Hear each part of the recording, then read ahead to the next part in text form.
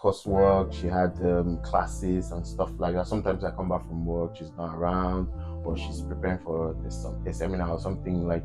And I just found myself being a chef, just all of a sudden, natural, just like that. Like, in fact, it was even shocking to me. Like, it started as a joke, but really.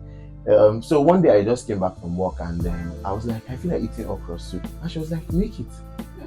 And in my head, like, I didn't argue, like, for some reason, because like she was on her laptop, she was doing schoolwork. So I'm like, okay, I just picked my bag, went to the market, bought okra, and that was my first okra soup. And since then, like, all through her like school year, I was doing majority of the cooking. Like, I wasn't even complaining. That's the funny part. I wasn't complaining. I just accepted it. Like, it was just.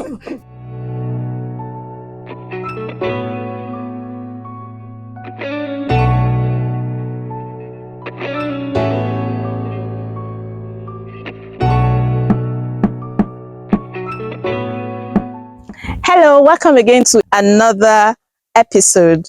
And on this episode, just like if you've watched the previous videos, we are on the series of marriage and relocation, the untold truths. So we're going to be talking and hearing from the mouth of so many horses. What do I mean? We're going to be hearing from couples who have moved from one country to another, have been married in another country, have relocated, and are still happily married in another country. What did they go through? The challenges?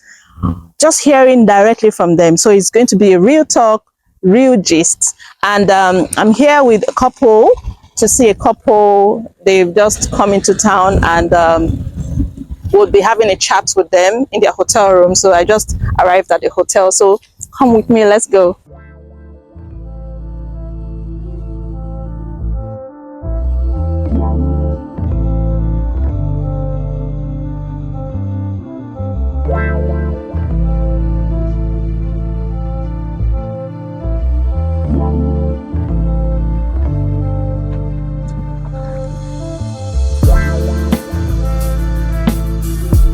Hello? Hello? 123. Oh, okay. All right. All right.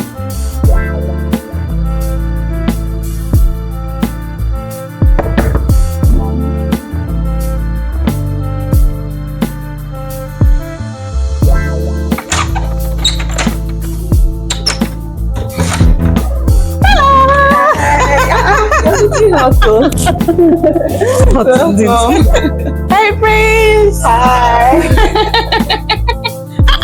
Well, we should be doing this all. Oh, now cool, man. Hey, all right. My name is Edith. I moved from Nigeria about 3 years ago, so I've been here for 3 years, and we've been married for 5 years now, and this is my husband. So yeah, I'm a husband. My name is Prince, and just like she said, we moved from Nigeria together to the UK. She came to do her masters, and that's what. So we've been married for 5 years, but we've been friends for like 8 years plus. Okay, so can you tell us what's been challenging in being a couple here in the UK? For me, I would say it's not just one thing. I would say it's the little things that come up together. So the major thing, or the term I would use to capture it, is like culture change. So like coming from Nigeria to the UK, everything is different. Like the transport system, the financial system, how you need to like plan things like on a daily basis. Just going through that process of like adapting to that change, I would say has been the major challenge for me. How about you? So I'll say career-wise, because we've been used to working together in Nigeria, so getting a job in the UK is not really easy. So I'll say one of the challenging aspects for me was times when either I had a job and she didn't, or she had a job and I didn't. Like, there was that switch. So it's really a challenge because of course you have bills to pay, and one person cannot do it alone. So when you have combined income is really important. So one of the challenging aspects for me, I'll say, is like when one person has a job and the other person doesn't have a job, because like of course coming from Nigeria, we want to work. You don't want to be idle. So when one person's working and the other person is not working. So like you're applying like constantly, and then the other person is just going to work, and you feel like, oh, like when am I gonna get a job and stuff like that. So that's one of the aspects I'll say like it was challenging for us. Okay. Do you want to dive in deeper to tell us what were things you needed to adapt to getting married here as a couple? Were there things that you were doing or not doing over there, and then you had to? Was there a time of this switch that you have to make to just, get really adapted and still remain bonded as a couple here? I would say generally for me, or like from the Nigerian culture, it feels like a lot of responsibility, like within the home, is on the woman, right? And just, I mean, getting married 2 years before we came into the UK, he used to be supportive from home, but coming here, he had to be more hands on. So I'll say that was a change. Like we had to like talk about it, especially because I was schooling. At some point, I was also working, and then maybe when he wasn't working and I wasn't working, we had to like create that balance so that, I mean, with the bills and the lifestyle here, the stress is not too much on either of us. So we have to like support each other. So now I would say that there's nothing like, I would say, gender specific role. You just have to like come in and like support or pick up on. It's not like, it's not 50-50. Like if one person is doing something and you have the opportunity, like he can just step in or I can step in. So I would say that was one of the changes we had to adapt to from the Nigerian culture, even though like it's talked about a bit more now, but like there's still that background thing of, oh, the man does this, the woman does it, and you just assume your roles somehow. But I know that there was a point we had to talk about it, like, oh yeah, we know that these things are there, but it will be better if we do it this way, and it has been working for us so far. So yeah. Amazing, amazing. Thank you. I'll give this one to Prince. What are some of the most interesting lessons or things that you have learned as a couple here? So just picking up from what she said, there are no gender specific roles. So in Nigeria, I was doing most of the things like helping the house and stuff like that. But So in the you were the more hands-on yeah, person. exactly, because of course she came to study. So when she had coursework, she had classes and stuff like that. Sometimes I come back from work, she's not around, or she's preparing for a seminar or something like. And I just found myself being a chef, just all of a sudden, Natural. just like that. Like, in fact, it was even shocking to me. Like, it started as a joke, or really. So one day I just came back from work, and I was like, I feel like eating okra soup, and she was like, make it. And in my head, like, I didn't argue, like, for some reason, because like she was on her laptop, she was doing schoolwork. So I'm like, okay. I just picked my bag, went to the market, bought okra, and that was my first okra soup. And since then, like all through her like school year, I was doing majority of the cooking. Like, I wasn't even complaining. That's the funny part. I wasn't complaining. I just accepted it. Like, it was just it just came natural. And it just, and then also cleaning the house, like, it wasn't a problem to me, because like in Nigeria, I lived alone for a while before I got married to her. So I was used to cleaning my house. But it was like more, I was more intentional this time around when we got married, because I'm like, she's busy.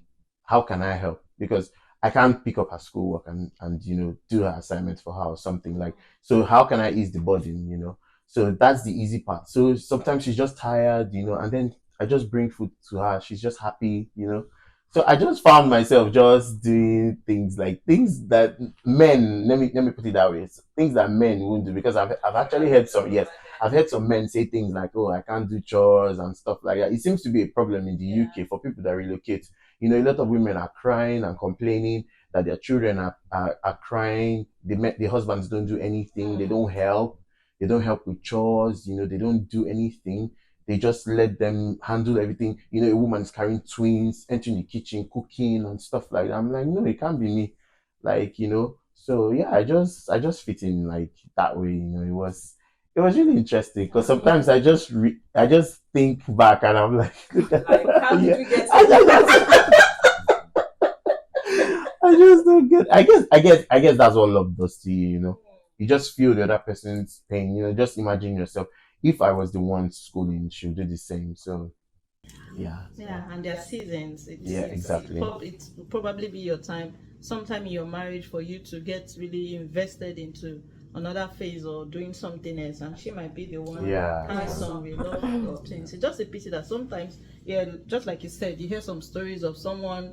Okay, people have just moved to another place, and the lady's the one schooling, and she'll be the one to go to school, come back from classes, and come late, and still have to do a lot of chores and a lot of things, and those things eat deeply into the foundation of the marriage, of the issues undealt with, and then the other person is struggling. A lot of things, if not handled, really really go overboard. So I'm really happy you guys are digging it.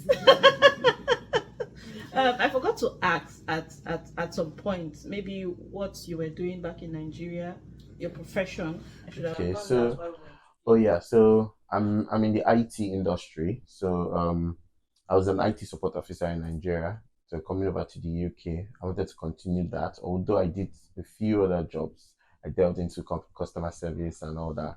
But then eventually, I've gotten into the IT space. So I'm back to being an IT systems engineer. So yeah. I was a medical doctor back in Nigeria, but coming to do my master's, it was an opportunity for me to like pivot into like the health tech industry. So that was why my master's I did it in digital health, and that's what I'm doing now. Project management for health tech companies. Yeah. Thank you very much. Okay, so a question just came to mind. What are some, I know I've asked it, but what are other factors that has really helped your marriage to blossom or to keep working here, apart from you guys encouraging yourself? Are there other things you have been doing, possibly association, or any other factors around you that you can say that's helped to boost these parts of your life? There are a lot of things. I hope I can remember some of them. I'll try to. But I would say that in the midst of the busy life here, intentionality plays a huge role. So you have to be intentional in meeting each other's needs. That's one. And if you want me to like talk a bit more about it, I can. And then even like the teamwork, I would say it's teamwork, like stepping in where one person is not available to do something helps in a lot of ways. Like we were married in Nigeria for like 2 years. I mean, young couple, but like there are lots of things that felt like theory to us. So for example, like financially we were both working, but we didn't put our money together, joint income. He would just do some stuff and I'll do some stuff, and that was it. But here, coming here, and like something that's really helped us is like our community of friends.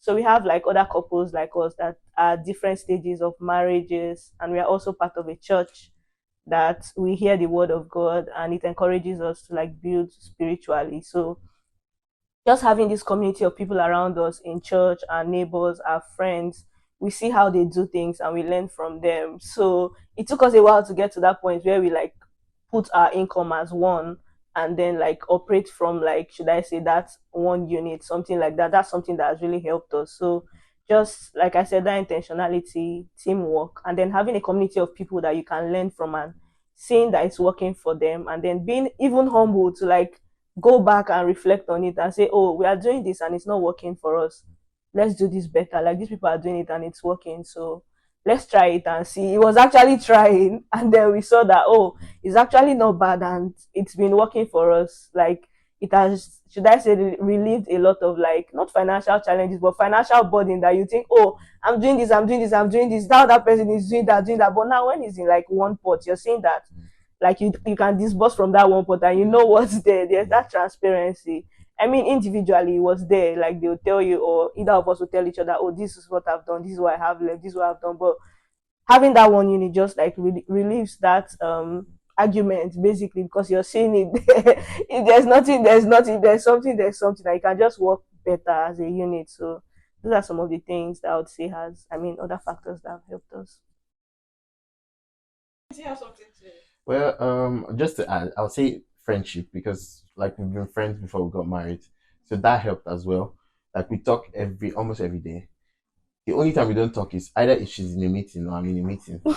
Even at work, like we always talk. Just drop a message or something. If I call her, she doesn't pick. I know that either she's in a meeting, and she always texts back. They text me, I'm in a meeting, because she likes meeting a lot. So I'll say like the friendship really helped. Yeah, because like we really talk. So I'm always updating her every single minute, and then she's like your best. yes, exactly. So Anything, every WhatsApp. like once I'm in the bus, I just say I'm here. So communication. Yeah. So the communication was really spot on. So I'll say it really helped.